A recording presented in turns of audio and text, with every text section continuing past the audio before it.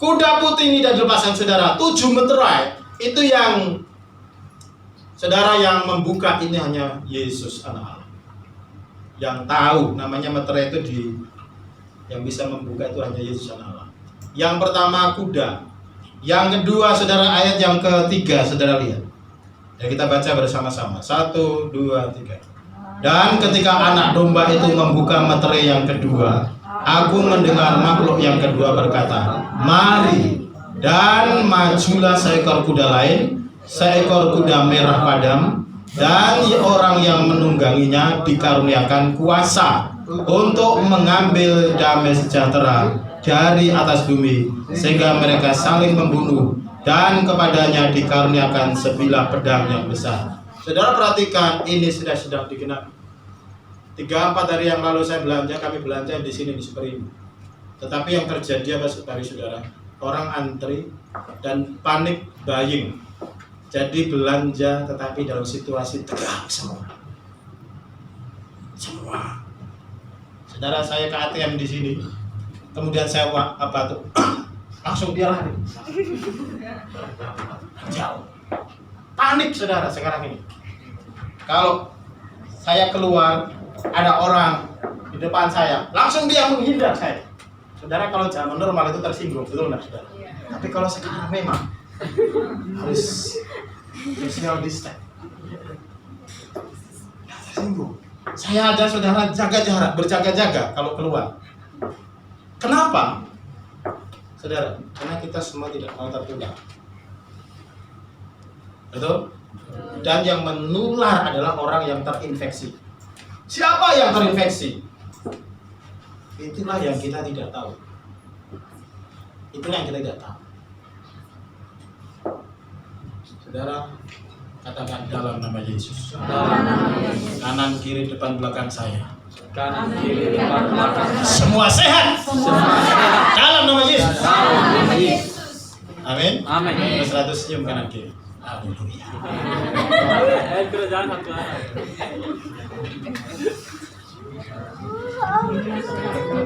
Saudara, kemarin kami menemani Bu Gret pasar di Prambanan sama Dito sini. Berjaga-jaga, saudara, saya berjaga-jaga. Ketika kami mau cari ayam, cari entok untuk pelihara di rumah, ditutup saudara. Pasarnya udah pindah. Tapi di situ warga di situ yang padat situ, selain warga sini tidak boleh masuk. Polisi besar ada penjaganya sudah. Kenapa? Karena mereka takut orang-orang dari Jakarta itu masuk ke situ. Dan siapa yang tahu yang tidak terinfeksi? Karena ada orang yang dari Bali, acara di Bali, acara di Bogor, pulang mati kena terinfeksi di sana.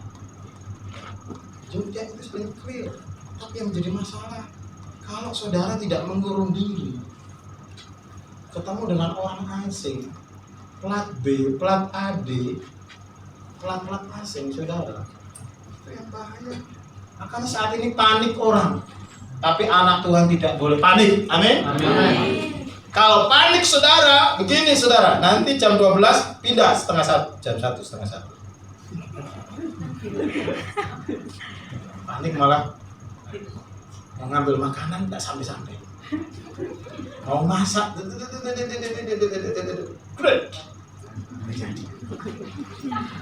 damai sejahtera sedang diambil sama Tuhan sekarang ini, karena banyak orang yang banyak duitnya pleasure terus menerus ke Bali, ke Eropa. Yang kena siapa sekarang?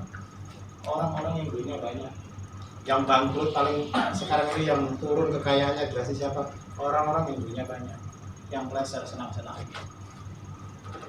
Tapi saudara, ini semua merata situasi kesulitan ini. Kenapa? Damai sejahtera Tuhan sedang ambil supaya orang itu mencari Tuhan. Yang mengerti katakan amin. Uang gak ada artinya tanpa Tuhan. Yang mengerti katakan amin. Kekayaan, sekolah, lockdown semua, jabatan tidak ada artinya dalam situasi seperti ini.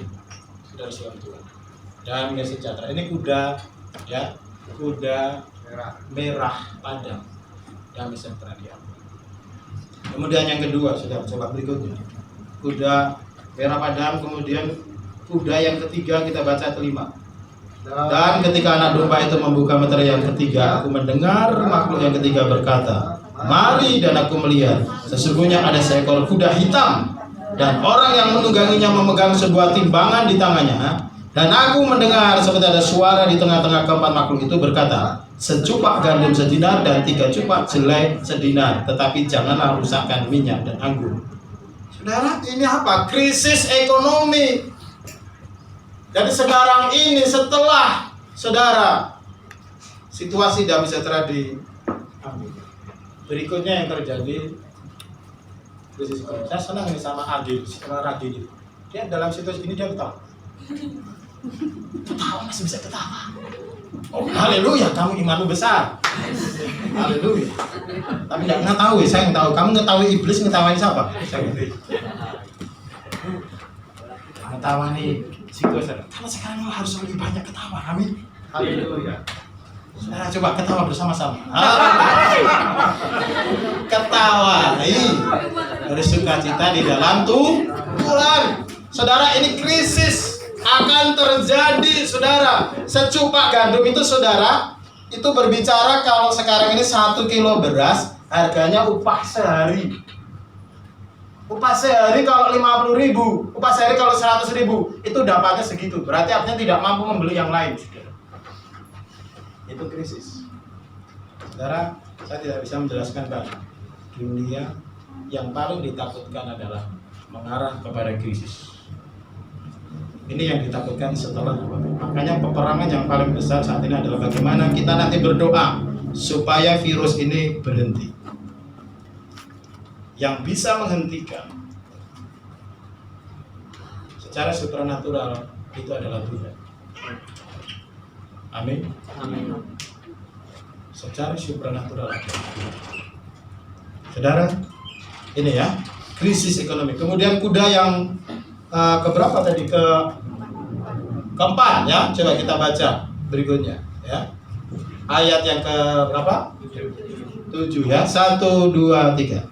Dan ketika anak domba itu membuka meterai yang keempat, aku mendengar suara makhluk yang keempat berkata, mari, dan aku melihat sesungguhnya ada seekor kuda hijau kuning dan orang yang menungganginya bernama Maut, dan kerajaan maut mengikutinya, dan kepada mereka diberikan kuasa atas seperempat dari bumi untuk membunuh dengan pedang, dengan kelaparan dan sampar, dan dengan binatang-binatang buas yang di bumi.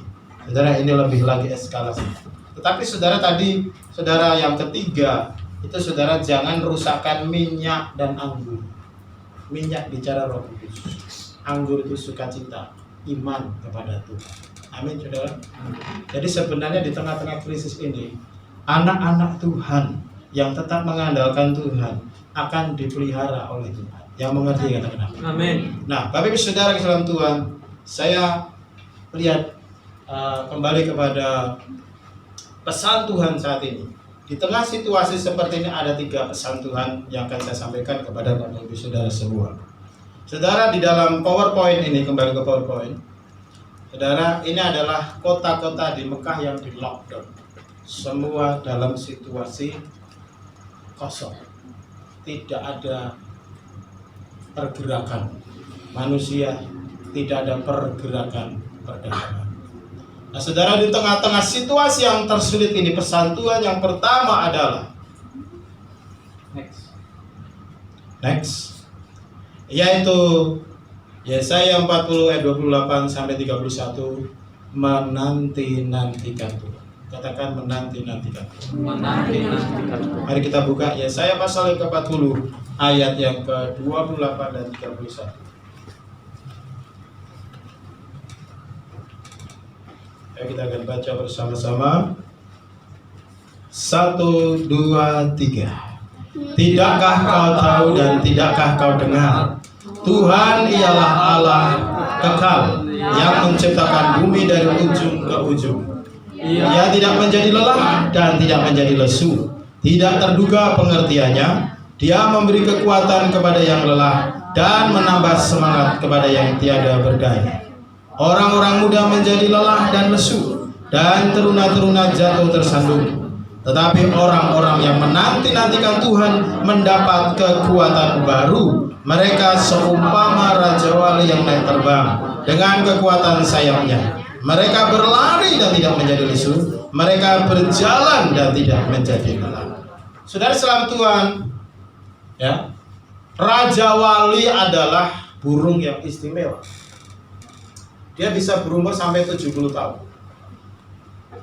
Umur Raja Wali itu 40 tahun. Tetapi untuk dia bisa 70 tahun, dia harus mengalami transformasi. Karena kukunya harus diganti, paruhnya harus diganti, bulu-bulunya harus diganti. Dan dia harus terbang ke bukit yang paling tinggi, saudara. Bukit yang paling tinggi, dan disitulah dia selama kurang lebih setengah tahun, 6 bulan, saudara. Dia tidak boleh kemana-mana. Dia harus mencabuti gigi, paruhnya. Kemudian juga bagian kakinya, saudara. Kemudian setelah itu bulu-bulunya. Itu selama 6 bulan. Bapak Ibu Saudara selamat, tetap burung Raja adalah burung yang sangat istimewa. Kenapa Tuhan memakai burung Raja Wali, bukan burung emprit? Burung emprit, burung kecil terbang ke sana kemari. Bukan burung bangu, saudara, yang di sawah-sawah ini. Karena burung Raja Wali adalah burung yang ketika badai sedang datang, dia justru terbang tinggi di atas badai. Burung yang sangat kuat, saudara, dicipta oleh Tuhan, punya keistimewaan yang luar biasa. Dia punya kekuatan yang luar biasa. Justru tak kalah di tengah badai, dia bukan takut, dia bukan bersembunyi, tetapi dia terbang di atas badai. Saudara selamat Tuhan, pesan Tuhan di tengah-tengah kesulitan di mana Tuhan sedang menghukum dunia ini, termasuk menghukum roh-roh yang ada di tengah-tengah dunia, ilah-ilah yang ada di tengah dunia. Karena banyak penyembahan berhala. Sekarang kosong tempat ibadah mereka. Betul enggak, saudara? Kosong. Tidak ada yang membawa sesajian. Tidak ada yang merayakan mereka, nyembah-nyembah. Saudara, mereka seperti pada zaman Mesir. Ilah-ilah ini sedang dihukum. Tetapi saudara, di tengah situasi seperti ini, firman Tuhan mengatakan bahwa banyak orang yang cemas, orang muda yang letih, lesu, takut, orang-orang muda jatuh tersandung. Saudara, saat ini sedang digunakan situasi seperti ini. Tetapi firman Tuhan mengatakan, orang yang menanti-nantikan Tuhan, dia akan tetap kuat. Dia mendapatkan kekuatan baru seperti Raja Wali. Saudara, Tuhan kita itu tidak pernah lelah. Amin. Tuhan kita tidak pernah mengalami kelesuan. Dia ini pribadi yang maha kuasa. Laut ada dalam takaran di genggaman telapak tangan Tuhan. Yesaya menjelaskan tentang kemahakuasaan Tuhan. Tuhan menopang dunia, bumi ini. Dia tidak pernah menjadi lelah, dia tidak pernah menjadi lesu. Dia tidak perlu penasehat. Dia memiliki pengertian yang tidak terbatas. Saudara selamat Tuhan, hanya orang-orang yang menanti-nantikan Tuhan, dia yang tidak akan khawatir. Tahun-tahun di mana Tuhan sedang menghakimi, tidak ada pilihan, saudara. Karena Tuhan berfirman, Tuhan sedang dan akan menghakimi. Sejahtera diambil, damai sejahtera diambil. Banyak orang takut, khawatir, cemas. Saudara, rumah sakit jiwa penuh sekarang ini. Saya baca Kompas kemarin, saudara. Kompas hari kemarin, saudara.